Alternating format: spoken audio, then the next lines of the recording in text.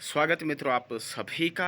आप सभी को क्रांतिकारी प्रणाम। धरना स्थल पर जाने से पहले आप सभी से मैं रोज़ संवाद करता हूं, फिर संवाद करने के लिए आया हूं। यहाँ पर दो मुद्दों पर चर्चा करूंगा। एक तो जो कि 5 तारीख को कोई एक पेपर होने वाला है उसके बारे में, और दूसरा धरने प्रदर्शन पे भाग लेने और न लेने के बारे में। दोस्तों, पटवारी पेपर की बाइकआउट की कॉल की गई थी बॉबी पवार के समर्थन में, लेकिन अधिकांश बच्चे पेपर देने के लिए गए। लेकिन मैं उनसे बिल्कुल नाराज़ नहीं हूँ, क्योंकि सबको अपना चयन करने का अधिकार है।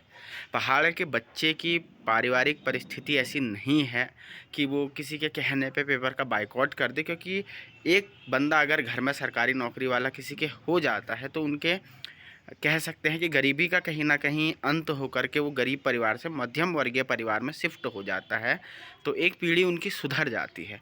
तो ऐसे में उनसे उन्नति का अवसर छीनना मैं उचित नहीं मानता।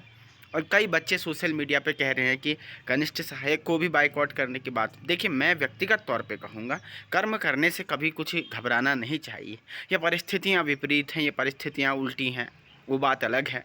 अभी हम एक काले युग में जी रहे हैं, ये बात अलग है। जहाँ भ्रष्टाचार का बोलबाला है, ये बात भी अलग है।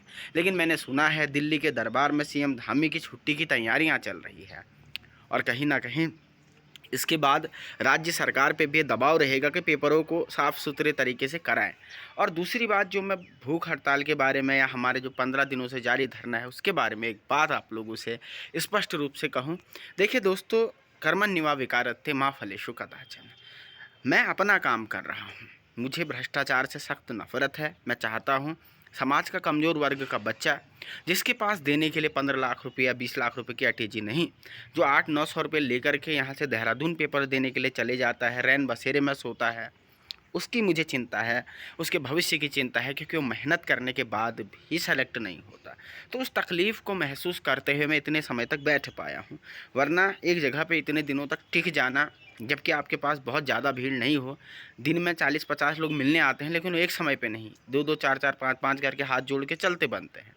तो ऐसे में उत्साह बनाए रखना वो ऊर्जा है जो कहीं ना कहीं समाज के कल्याण की एक चेतना है, वहाँ से वो ऊर्जा मुझे प्राप्त होती है। तो ऐसे में मैं अपना कार्य कर रहा हूँ, आप अपना कार्य कीजिए, और निश्चित तौर पर हम कह सकते हैं कि दोनों कार्यों को लेकर के हम आगे बढ़ें, अपने अपने उद्देश्यों को हम पूर्ण करें। यही मेरी आकांक्षा है। बहुत बहुत शुक्रिया मैसेज शेयर करने का, कष्ट करें।